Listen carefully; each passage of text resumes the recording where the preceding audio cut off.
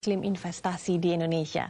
Untuk membahas isu menarik ini sudah hadir bersama saya Kepala Badan Koordinasi Penanaman Modal BKPM M. Hatip Basri dan juga pengamat ekonomi Purbaya Yudi Sadewa. Selamat malam Bapak-bapak. Pak Hatip, terima kasih sudah hadir. Pak Yudi juga terima kasih. Saya ke Pak Hatip dulu. Pak Hatip, krisis Eropa ini kan sudah berlangsung cukup lama ya Pak ya, berbulan-bulan, dan katanya Indonesia cukup resilient begitu, cukup tahan karena tingkat pertumbuhan ekonomi kita juga tidak terlalu terpengaruh, kemudian tingkat pengangguran kita juga masih bagus, kemudian GDP per kapita kita juga malah semakin meningkat. Benarkah demikian Indonesia tidak terkena dampak? Bisakah mungkin diceritakan dengan sedikit data dari bagaimana modal asing dari luar yang masuk atau malah modal asingnya dari dalam keluar karena krisis Eropa? Oke, mungkin saya bicara mengenai data realisasi investasi ya. Minggu lalu itu BKPM baru saja mengumumkan mengenai realisasi investasi di triwulan 2 2012. Itu angkanya totalnya itu 76,9 triliun. 76,9. Yang terdiri dari domestiknya itu 20,8 triliun, kemudian asingnya itu PMA-nya itu sekitar 56,1.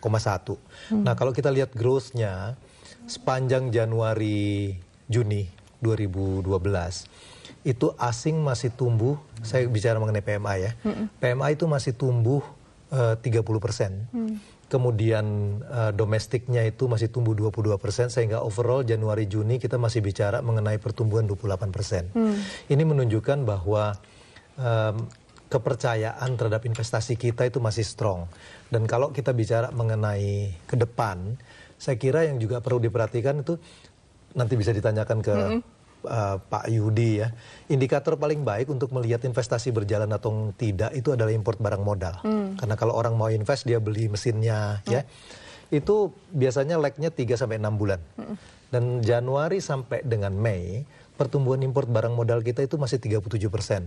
Artinya kalau saya masih percaya dengan tren ini, maka paling tidak 3 bulan ke depan atau bahkan sampai 6 bulan ke depan itu investasinya masih bisa cukup kuat. Karena itu saya masih percaya bahkan 2012 itu realisasi investasi bisa melampaui target. Ya, dari segi ini saya melihat bahwa mungkin dampak dari krisis Eropa itu baru pada mulai terasa di kita kuartal 4 2012 atau di 2013. Baik, Pak Yudi, Anda sependapat dengan Pak Hatip? Katanya tadi kalau dilihat dari import barang modal masih bagus, tingkat pertumbuhan dari PMA juga masih bagus. Benarkah Indonesia sekuat itu? Kalau kita ingin bilang bahwa Indonesia imun terhadap pengaruh global recession, hanya sih tidak imun-imun amat. Karena ekspor kita sudah turun di bulan Mei kemarin, itu pertumbuhannya mengalami kontraksi minus 8%. Tapi karena domestik ekonomi kita kuat, dan karena ketergantungan kita terhadap pasar global relatif kecil, hanya sekitar 25%, jadi ekonomi kita masih bisa tumbuh dengan baik. Dan biasanya investor itu, kalau domestik dan foreign, kalau ingin menaruh investasinya, mereka akan memilih tempat-tempat yang menawarkan pertumbuhan yang paling tinggi. Dan kita menawarkan pertumbuhan yang paling tinggi di kawasan ini.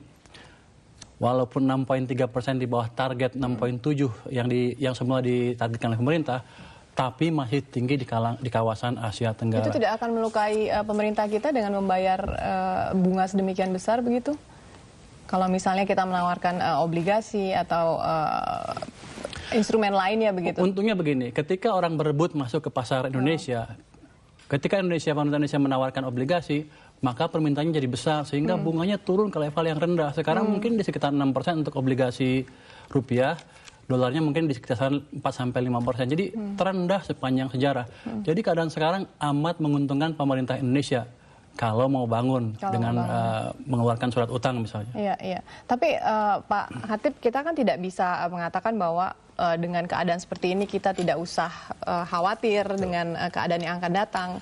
Salah satu yang perlu dikhawatirkan, atau bukan dikhawatirkan sih Pak, diperhatikan mungkin ya, kredibilitas pemerintah, karena kita mau ada pemilu nanti tahun 2014. Itu yang menjadi salah satu pertimbangan juga bagi investor kalau ingin berinvestasi di Indonesia. Menurut Pak Hatip bagaimana? Saya setuju sepenuhnya. Ini bukan berarti bahwa kalau tadi angkanya bagus itu berarti bahwa kita aman, kita imun dari krisis ya. Dan juga yang tadi seperti Frida katakan, misalnya mengenai kredibilitas, ini soal yang penting sekali karena buat investor sebetulnya isu yang paling penting buat mereka di samping soal infrastruktur itu adalah kepastian. Ya, kalau kita punya satu pemerintahan yang polisinya pasti, kredibel, maka itu kemudian memberikan sebuah jaminan kepada investor. Karena begini, kalau di stages awal itu biasanya orang melakukan investasi karena resourcesnya, asetnya. Tetapi kalau dia sudah di dalam periode waktu panjang, maka yang mereka lihat yang namanya intangible asset. Apakah polusinya kondusif, iklim investasinya baik, pemerintahnya kredibel atau enggak. Ini yang saya kira, saya mesti katakan terus terang, Indonesia belum sempurna, ya, masih jauh dari sempurna. Tetapi ini ruang-ruang yang saya kira kita coba untuk perbaiki, ya. Kita coba harus perbaiki mengenai ease doing bisnisnya, iklim investasinya. Contohnya juga, Pak Hatip yang sudah diperbaiki atau sedang diperbaiki? Sekarang saya misalnya kasih contoh begini. Salah satu keluhan dari orang itu adalah mengenai izin berusaha di sini. Saya ingat 2005 ya, kalau kita mau startup bisnis itu butuh waktunya 150 hari. Ya, kemudian bisa diturunkan ke 90 hari. Sekarang kita bicara kalau di BKPM ya, saya hitung mulai dari registrasi, dia minta izin, itu sekarang 17 hari. Ya, dan kalau ditanya 17 hari ini bagus nggak? Mungkin bagus, tetapi mungkin kita harus bisa potong lagi jauh lebih pendek. Ini contoh-contoh yang bisa dilakukan untuk membuat ease doing business itu semakin meningkat. Gitu. Iya. Baik, nanti setelah jeda saya akan ke Pak Yudi dan saya akan menanyakan bagaimana mungkin image kalau kita lihat sekarang banyak sekali kasus-kasus yang sedang ditangani oleh KPK dan banyak juga orang-orang yang katakanlah dekat dengan pemerintah ini yang terkena masalah. Apakah ada efeknya nanti ke investasi di Indonesia? Kita akan kembali pemirsa sesaat lagi, tetaplah di Suara Anda.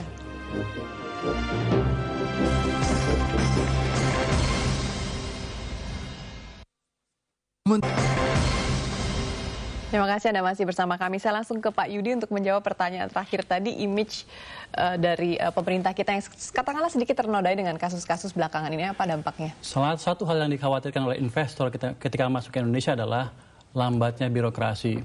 Lambatnya birokrasi mereka selalu kait-kaitkan dengan korupsi yang Anda bilang tadi.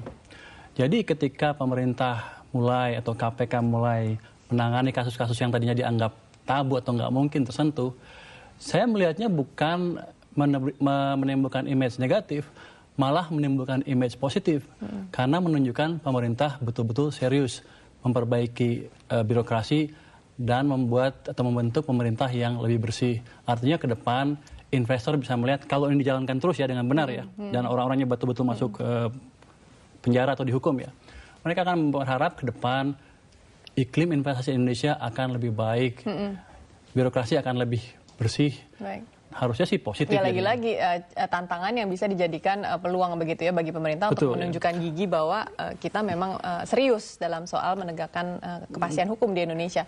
Pak Hatip, tapi kalau lagi-lagi kembali ke pemerintah, katakanlah ada proyek yang besarnya 100 triliun rupiah lebih seperti jembatan Selat Sunda, kok sepertinya berbelit-belit dan lama begitu. Kalau saya katakanlah menjadi investor dan saya ingin berinvestasi di proyek tersebut, kan melihatnya agak takut ini, kok ada keluar perpres tapi perpresnya masih diperdebatkan begitu.